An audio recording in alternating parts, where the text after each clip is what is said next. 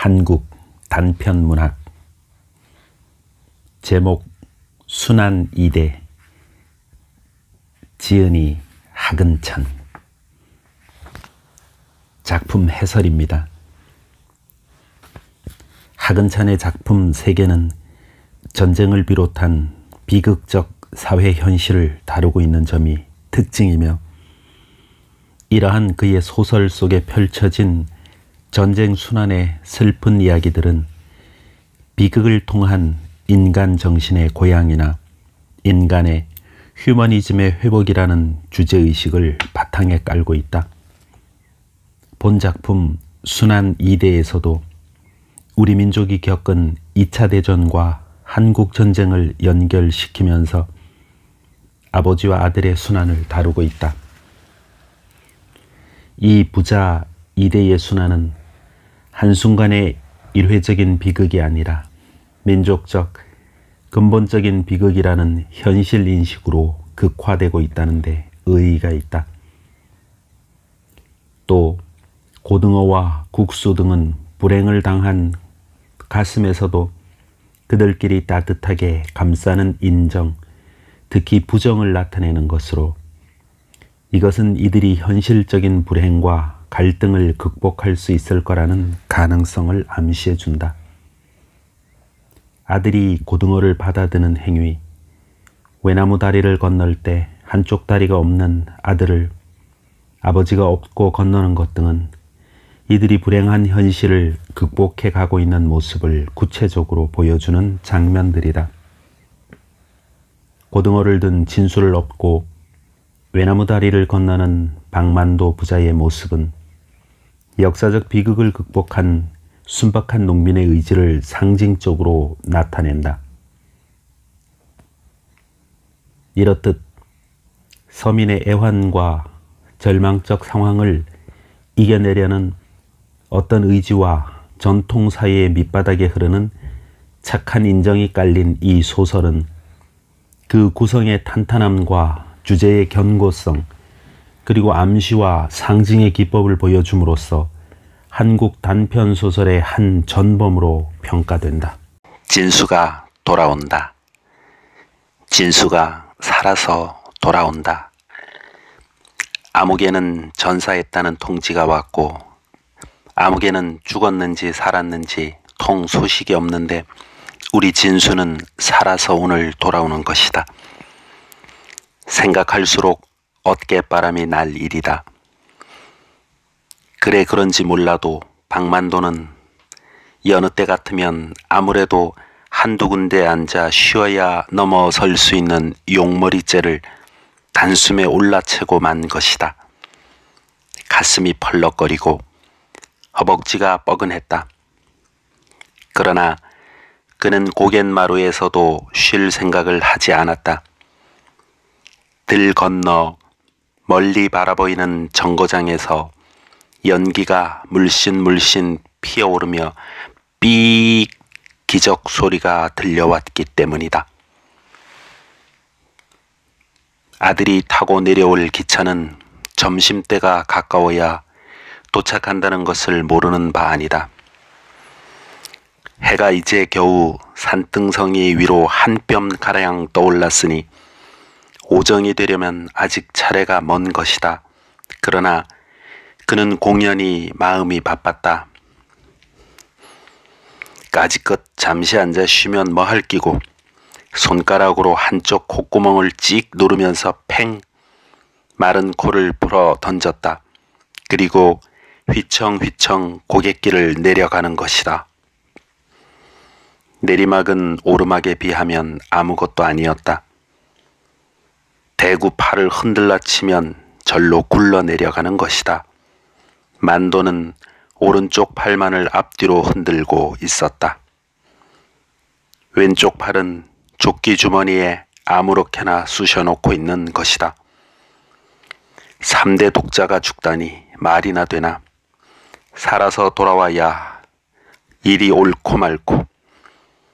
그런데 병원에서 나온다 하니 어디를 좀 다치기는 다친 모양이지만 설마 나같이 이렇게 사되지 않았겠지. 만도는 왼쪽 조끼 주머니에 꽂힌 소매자락을 내려다보았다. 그 소매자락 속에는 아무것도 들은 것이 없었다. 그저 소매자락만이 어깨 밑으로 덜렁 쳐져 있는 것이다. 그래서 노상 그쪽은 조끼 주머니 속에 꽂혀 있는 것이다. 볼기짝이나 장단지 같은 데를 총알이 약간 스쳐갔을 따름이겠지. 나처럼 팔뚝 하나가 몽땅 달아날 지경이었다면 그 엄살스러운 놈이 견뎌냈을 턱이 없고 말고 슬며시 걱정이 되기는 하는 듯 그는 속으로 이런 소리를 주워 섬겼다. 내리막길은 빨랐다. 벌써 고갯마루가 저만큼 높이 쳐다보이는 것이다. 산모퉁이를 돌아서면 이제 들판이다. 내리막길을 쏘아내려 온 기운 그대로 만도는 들길을 젠걸음 쳐나가다가 개천뚝에 이르러서야 걸음을 멈추었다. 외나무 다리가 놓여있는 조그마한 시냇물이었다. 한여름 장마철에는 들어설라 치면 배꼽이 묻히는 수도 있었지만은 요즘하겐 무릎이 잠길 듯 말 듯한 물인 것이다. 가을이 깊어지면서부터 물은 밑바닥이 환히 들여다보일 만큼 맑아져 갔다. 소리도 없이 미끄러져 내려가는 물을 가만히 내려다보고 있으면 절로 잇부리가 시려온다. 만도는 물기슭에 내려가서 쭈그리고 앉아 한 손으로 고이춤을 포로 헤쳤다. 오줌을 찌익 갈기는 것이다. 거울면처럼 맑은 물 위에 오줌이 가서 보글보글 끓어오르며 뿌연 거품이 이루니 여기저기서 물고기떼가 모여든다. 제법 엄지손가락만씩한 피리도 여러 마리다. 한 바가지 잡아서 회쳐놓고 한 잔 쭉 들이켰으면 군침이 목구멍에서 꿀꺽했다. 고깃대를 향해서 마른 코를 팽팽 풀어던지고 그는 외나무 다리를 조심히 디뎠다. 길이가 얼마 되지 않는 다리였으나 아래로 물을 내려다보면 제법 어찔했다. 그는 이 외나무 다리를 퍽 조심한다. 언젠가 한번 읍에서 술이 꽤 되어가지고 흥청거리며 돌아오다 물에 굴러떨어진 일이 있었던 것이다. 지나치는 사람이 없었기에 망정이지 누가 보았더라면 큰 웃음거리가 될 뻔했었다. 발목 하나를 약간 접쳤을 뿐 크게 다친 데는 없었다. 이른 겨울철이었기 때문에 옷을 벗어 두 개 널어놓고 말릴 수는 있었으나 여간 창피스러운 것이 아니었다. 옷이 말짱 젖었다거나 옷이 마를 때까지 발가벗고 기다려야 한다거나 해서가 아니었다. 팔뚝 하나가 몽땅 잘려져 나간 흉측한 몸뚱어리를 하늘 앞에 드러내놓고 있어야 했기 때문이었다. 지나치는 사람이 있을라 치면 하는 수 없이 물속으로 뛰어들어가서 얼굴만 내놓고 앉아 있었다. 물이 선뜩해서 아래턱이 덜덜거렸으나 오그라붙은 사타구니 깨를 한 손으로 꽉 움켜쥐고 버티는 수밖에 없었다. 그때 일을 생각하면 지금도 곧 웃음이 터져 나오는 것이다. 하늘로 쳐들린 콧구멍이 연방 벌름거렸다. 개천을 건너서 논두렁길을 한참 부지런히 걸어가노라면 읍으로 들어가는 한 길이 나선다. 도로변에 먼지를 뿌옇게 덮어쓰고 도사리고 앉아있는 초가집은 주막이다. 만도가 읍에 나올 때마다 꼭 한 번씩 들르곤 하는 단골집인 것이다. 이 집 눈썹이 짙은 여편네와는 예사로 농을 주고받는 사이다. 술방 문턱을 넘어서면서 만도가 서방님 들어가신다 하면 여편네는 아이 문둥아 어서 오너라 하는 것이 인사처럼 되어 있었다. 만도는 여간 언짢은 일이 있어도 이 여편네의 궁둥이 곁에 가서 앉으면 속이 절로 쑥 내려가는 것이었다. 주막 앞을 지나치면서 만도는 술방문을 열어볼까 했으나 방문 앞에 신이 여러 켤레 널려 있고 방 안에서 웃음소리가 요란하기 때문에 돌아오는 길에 들르기로 했다.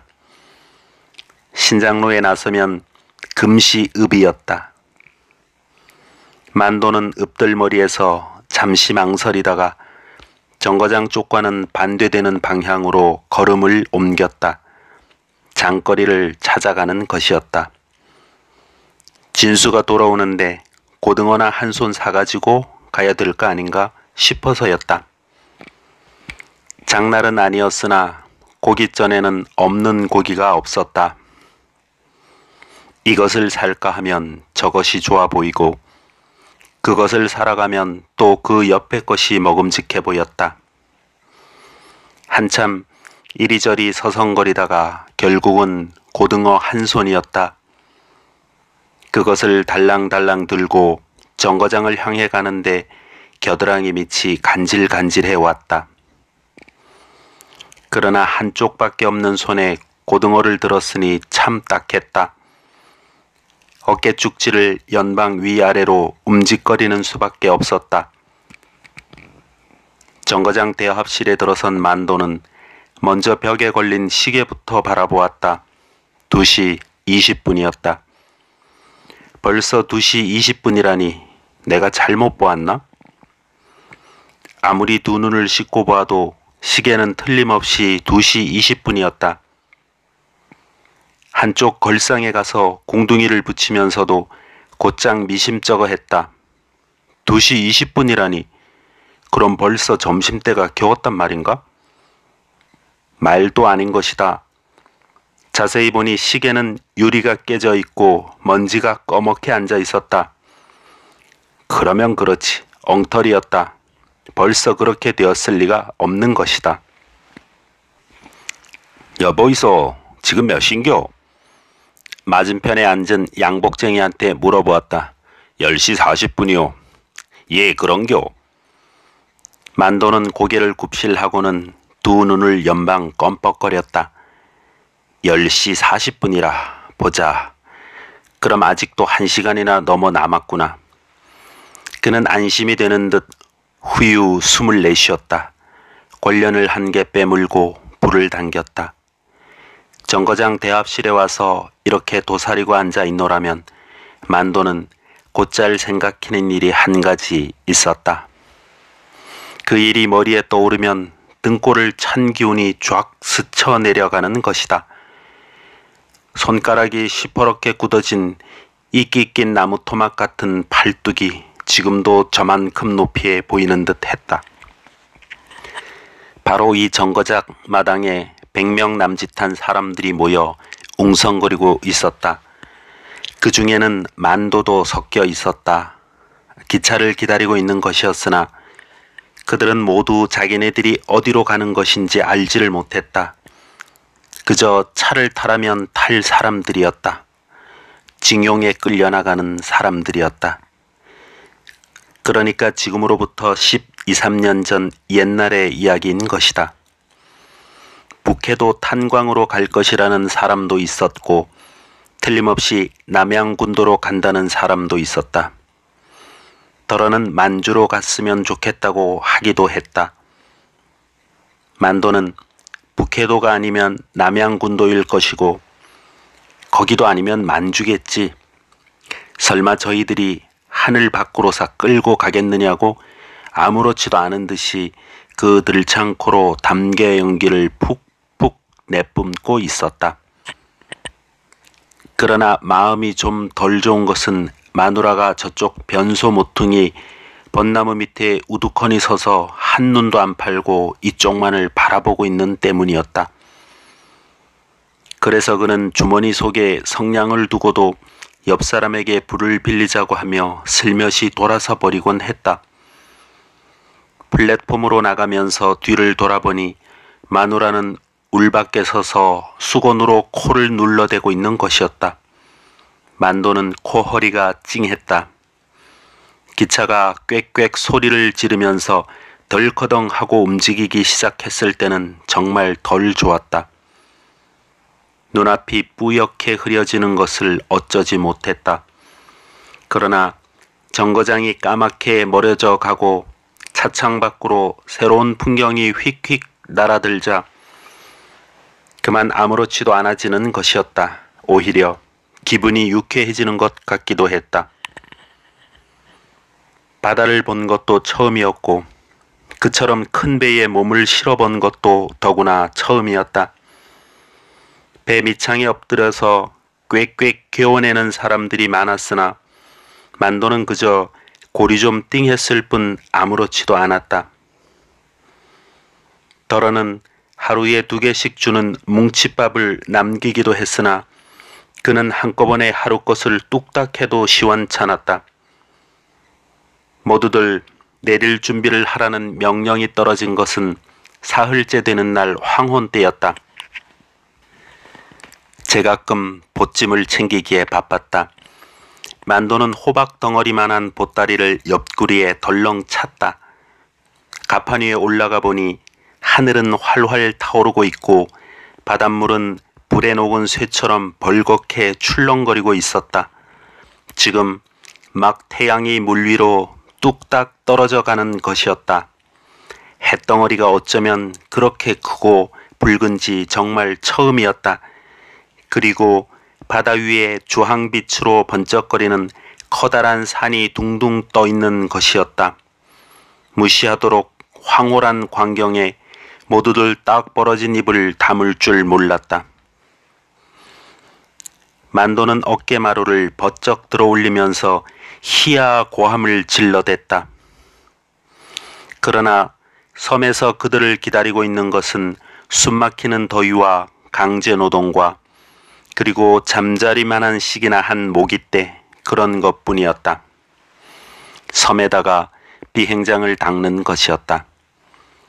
모기에게 물려 혹이 된 자리를 벅벅 긁으며 비오듯 쏟아지는 땀을 무릅쓰고 아침부터 해가 떨어질 때까지 산을 허물어내고 흙을 나르고 하기란 고향에서 농사일에 뼈가 굳어진 몸에도 이만저만한 고역이 아니었다.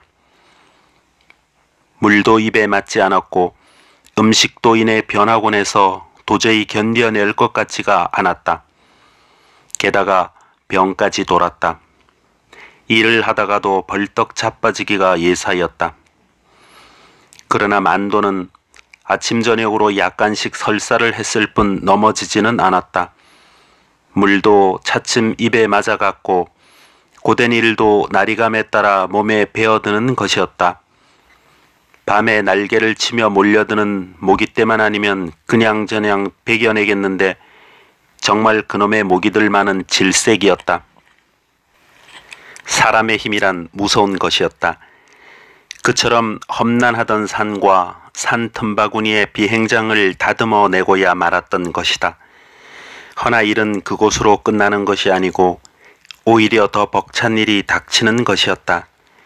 연합군의 비행기가 날아들면서부터 일은 밤중까지 계속되었다. 산 허리에 굴을 파 들어가는 것이었다. 비행기를 집어넣을 굴이었다. 그리고 모든 시설을 다 굴 속으로 옮겨야 하는 것이었다. 여기저기서 다이너마이트 튀는 소리가 산을 흔들어댔다. 엥엥엥 하고 공습 경보가 나면 일을 하던 손을 놓고 모두 굴바닥에 납작납작 엎드려 있어야 했다.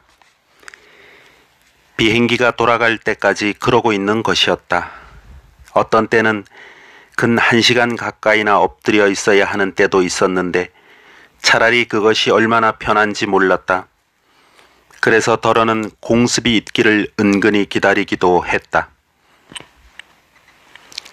때로는 공습 경보의 사이렌을 듣지 못하고 그냥 일을 계속하는 수도 있었다. 그럴 때는 모두 큰 손해를 보았다고 야단들이었다. 어떻게 된 셈인지 사이렌이 미쳐 불기 전에 비행기가 산등성이를 넘어 달려드는 수도 있었다. 그럴 때는 정말 즐겁을 하는 것이었다. 가장 많은 손해를 입는 것도 그런 경우였다. 만도가 한쪽 팔뚝을 잃어버린 것도 그런 때의 일이었다. 여느 날과 다름없이 굴 속에서 바위를 허물어내고 있었다. 바위 틈서리에 구멍을 뚫어서 다이너마이트 장치를 하는 것이었다. 장치가 다 되면 모두 바깥으로 나가고 한 사람만 남아서 불을 댕기는 것이다. 그리고 그것이 터지기 전에 얼른 밖으로 뛰어나와야 한다. 만도가 불을 댕기는 차례였다.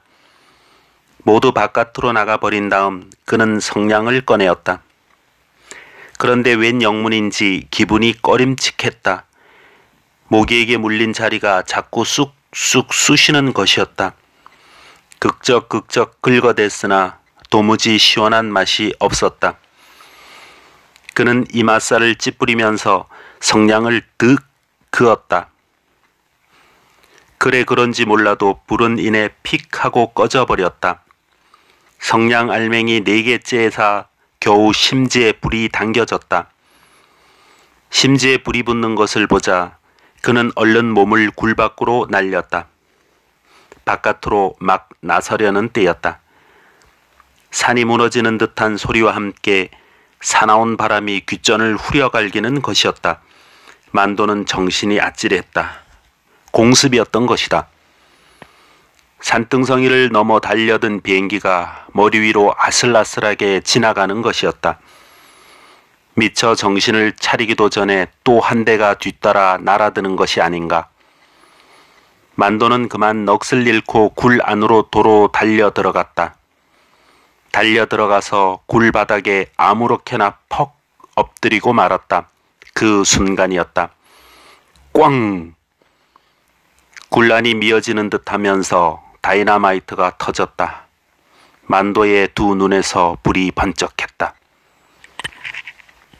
만도가 어렴풋이 눈을 떠보니 바로 거기 눈앞에 누구의 것인지 모를 팔뚝이 하나 아무렇게나 던져져 있었다. 손가락이 시퍼렇게 굳어져서 마치 이끼 낀 나무 토막처럼 보이는 팔뚝이었다. 만도는 그것이 자기의 어깨에 붙어 있던 것인 줄 알자 그만 정신을 잃어버렸다. 재차 눈을 떴을 때는 그는 푹신한 담요 속에 누워 있었고 한쪽 어깨 쭉지가 못 견디게 쿡쿡 쑤셔댔다. 절단 수술은 이미 끝난 뒤였다. 퀴! 기차 소리였다. 멀리 산모퉁이를 돌아오는가 보다. 만도는 자리를 털고 벌떡 일어서며 앞에 놓아둔 고등어를 집어들었다. 기적 소리가 가까워질수록 가슴이 울렁거렸다. 대합실 밖으로 뛰어나가 플랫폼이 잘 보이는 울타리 쪽으로 가서 발돋움을 했다. 땡, 땡, 땡. 종이 울자 잠시 후 차는 소리를 지르면서 달려들었다. 기관차의 옆구리에서는 김이 픽픽 풍겨나왔다. 만도의 얼굴은 바짝 긴장되었다. 시커먼 열차 속에서 꾸역꾸역 사람들이 밀려 나왔다. 꽤 많은 손님이 쏟아져 내리는 것이었다. 만도의 두 눈은 곧장 이리저리 굴렀다. 그러나 아들의 모습은 쉽사리 눈에 띄지 않았다.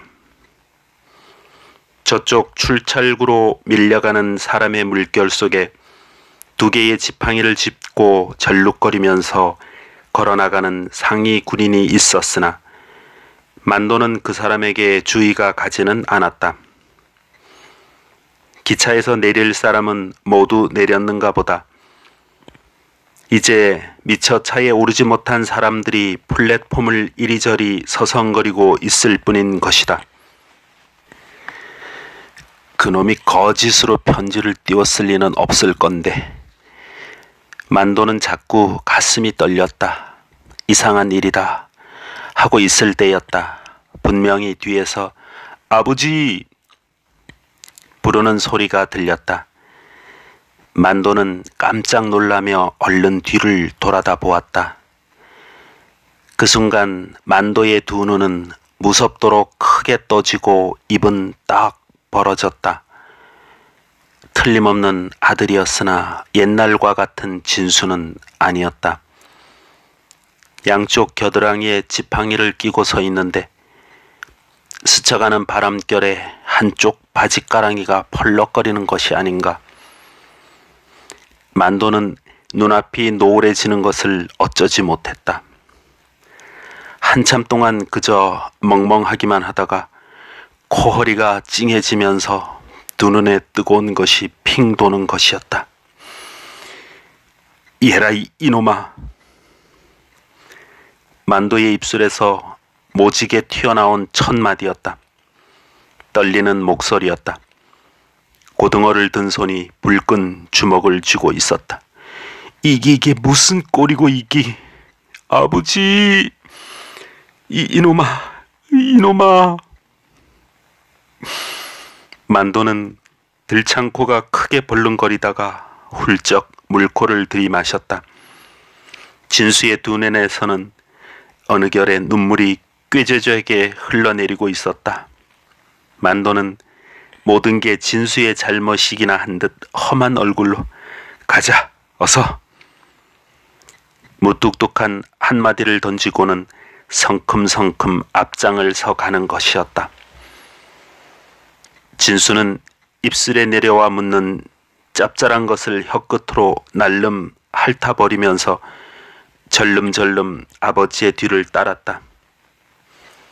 앞장서 가는 만도는 뒤따라오는 진수를 한 번도 돌아보지 않았다. 한눈을 파는 법도 없었다. 무겁디 무거운 짐을 진 사람처럼 땅바닥을 내려다보며 이따금 끙끙거리면서 부지런히 걸어만 가는 것이다. 지팡이에 몸을 의지하고 걷는 진수가 성한 사람의 게다가 부지런히 걷는 걸음을 당해낼 수는 도저히 없었다.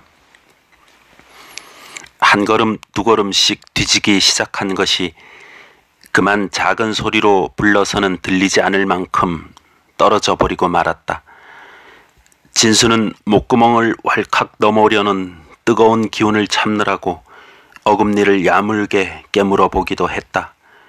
그리고 두 개의 지팡이와 한 개의 다리를 열심히 움직여대는 것이었다.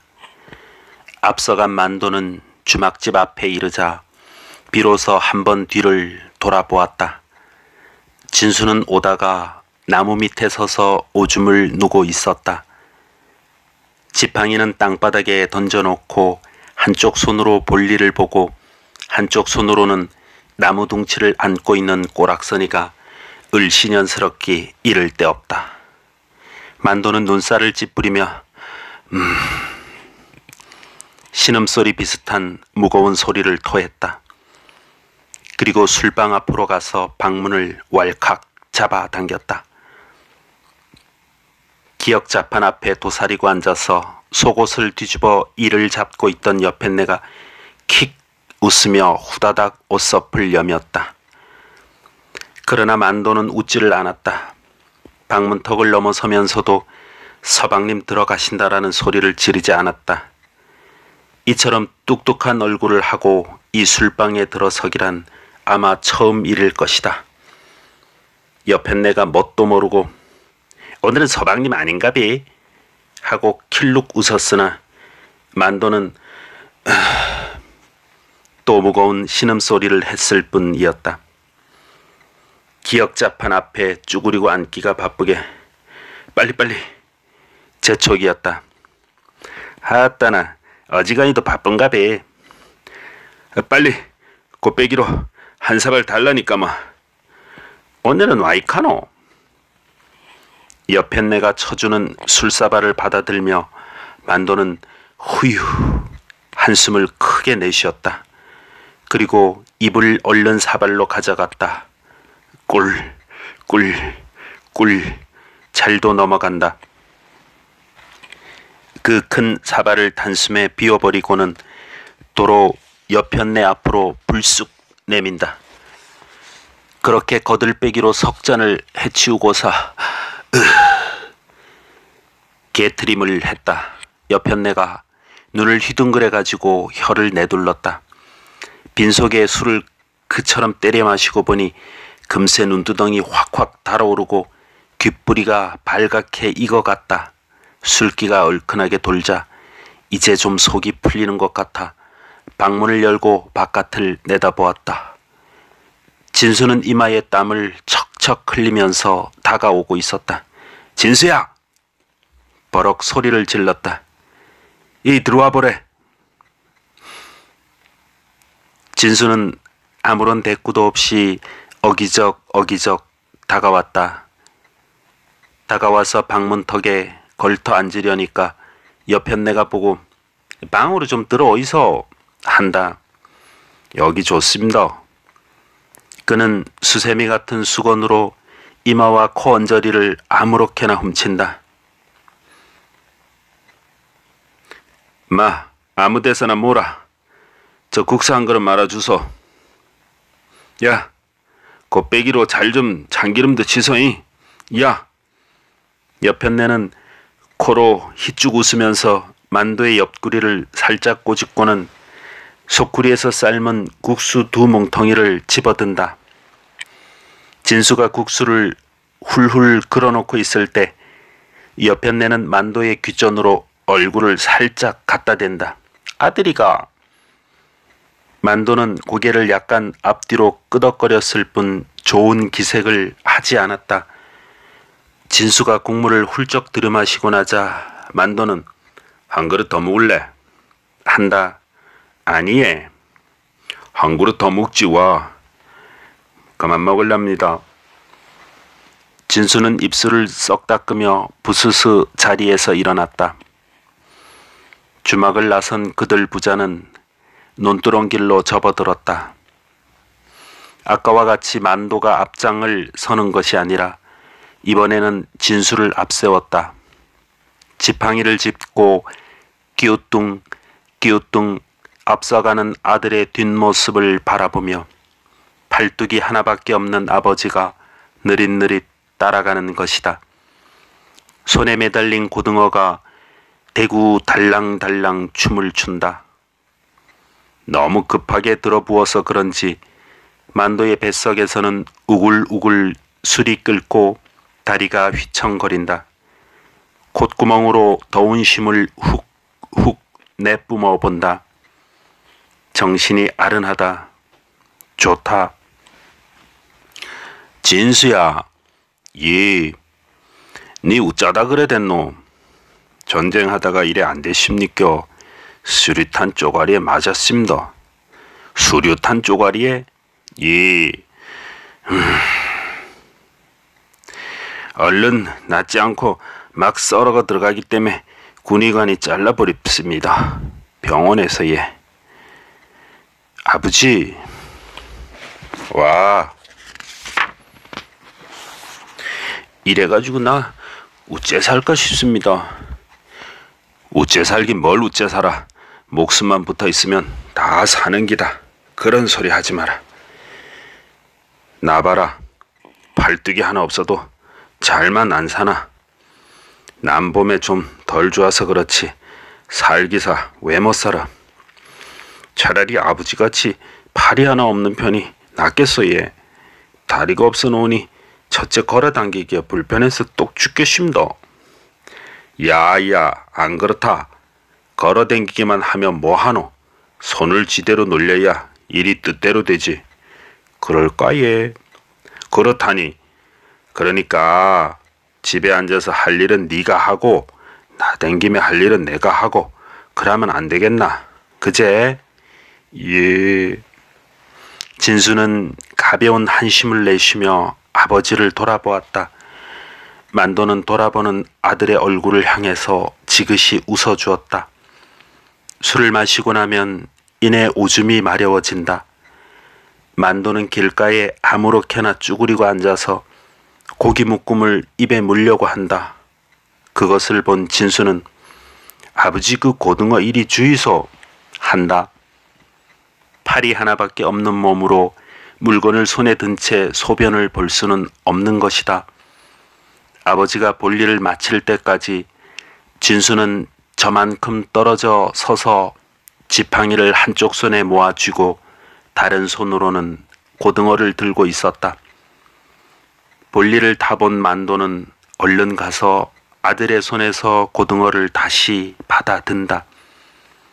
개천 뚝에 이르렀다. 외나무 다리가 놓여있는 그 시냇물이다. 진수는 슬그머니 걱정이 되었다. 물은 그렇게 깊은 것 같진 않지만 밑바닥이 모래 흙이어서 지팡이를 짚고 건너가기가 만만할 것 같지 않기 때문이다. 외나무 다리 위로는 도저히 건너갈 재주가 없고 하는 수 없이 진수는 뚝에 퍼지고 앉아서 바짓가랑이를 걷어올리기 시작했다. 만도는 잠시 멀뚱히 서서 아들의 하는 양을 내려다보고 있다가 진수야, 그만두고 자, 업자 하는 것이었다. 업고 건너면 일이 다 되는 거 아이가? 자, 네가 받아라. 고등어 묶음을 진수 앞으로 민다. 진수는 퍽 난처해하면서 못 이기는 듯이 그것을 받아들었다. 만도는 등허리를 아들 앞에 갖다 대고 하나밖에 없는 팔을 뒤로 번쩍 내밀며 자, 어서. 진수는 지팡이와 고등어를 각각 한 손에 쥐고 아버지의 등허리로 가서 슬그머니 엎였다. 만도는 팔뚝을 뒤로 돌려서 아들의 하나뿐인 다리를 꼭 안았다. 그리고 발로 내 목을 감아야 될 기라 했다. 진수는 무척 황송한 듯 한쪽 눈을 찍 감으면서 고등어와 지팡이를 든 두 팔로 아버지의 굵은 목줄기를 부둥켜 안았다. 만도는 아랫배에 힘을 주며 끙 하고 일어났다. 아랫도리가 약간 후들거렸으나 걸어갈 만은 했다.